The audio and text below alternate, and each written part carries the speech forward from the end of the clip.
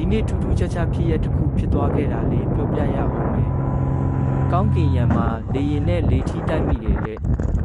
2026ခုနှစ်မေလ24ရက်ကဩစတြီးယားနိုင်ငံမှာဖြစ်ပွားခဲ့တဲ့ဝေဟင်ယာဉ်တိုက်မှုဖြစ်ပွားခဲ့ပါတယ်။ဩစတြီးယားနိုင်ငံဇယ်အန်စီမြို့အနီးတောင်တန်းဒေသတစ်ခုမှာဆက်စနာအမျိုးအစားလေယာဉ်အပေါ်စားတစ်စင်းဟာကောင်းကင်မှာပြန်တန်းနေတဲ့လေထီးအတောင်ပံတစ်ခု Paraglider ကိုဝင်တိုက်မိခဲ့ပါတယ်။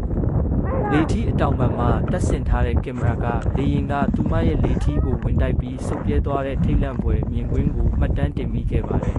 ။ကံကောင်းချင်တော့အသက်44နှစ်အရွယ်အဲ့ဒီအမျိုးသမီးဟာအလွန်လင်းမြန်ပြီးအံ့ဩဖွယ်ရာကောင်းလောက်အောင်တုံ့ပြန်နိုင်ခဲ့ပြီးအရေးပေါ်အရန်လေထီး Emergency Reserve Parachute ကိုချက်ချင်းဖွင့်နိုင်ခဲ့ပါတယ်။ဒါကြောင့်သူမဟာတတော်ထူထပ်တဲ့နေရာတစ်ခုစီကိုဘေးကင်းစွာဆင်းသက်နိုင်ခဲ့ပြီးအပျော့စားထိခိုက်ဒဏ်ရာနဲ့ပုံးပဲ့ဒဏ်ရာတွေပဲရရှိခဲ့ပါတယ်။ကံကောင်းတဲ့အပြင်ညံပါကောင်းပြီလို့ပေါ့ဗျာ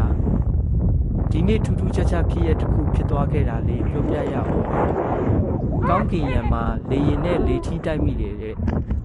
2026ခုနှစ်မေလ24ရက်ကဩစတြီးယားနိုင်ငံမှာဖြစ်ပွားခဲ့တဲ့ဝေဟင်ယာဉ်တိုက်မှုဖြစ်ပွားခဲ့ပါတယ်။ဩစတြီးယားနိုင်ငံဇယ်အန်စီမြို့အနီးတောင်တန်းဒေသတစ်ခုမှာဆက်စနာအမျိုးအစားလေယာဉ်အပေါ်စားတစ်စင်းဟာကောင်းကင်မှာပြန်တန်းနေတဲ့လေထီးအတောင်ပံတစ်ခု Paraglider ကိုဝင်တိုက်မိခဲ့ပါတယ်။လေထီးအတောင်ပံမှာတပ်ဆင်ထားတဲ့ကင်မရာကလေယာဉ်ကသူမရဲ့လေထီးကိုဝင်တိုက်ပြီးဆုတ်ပြဲသွားတဲ့ထိတ်လန့်ဖွယ်မြင်ကွင်းကိုမှတ်တမ်းတင်မိခဲ့ပါတယ်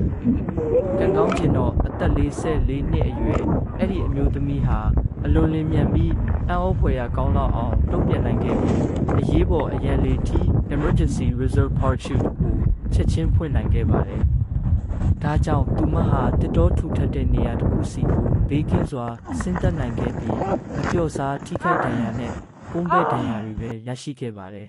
။ကံကောင်းတဲ့အပြင်ညံပါကောင်းပြီလို့ပေါ့ဗျာ။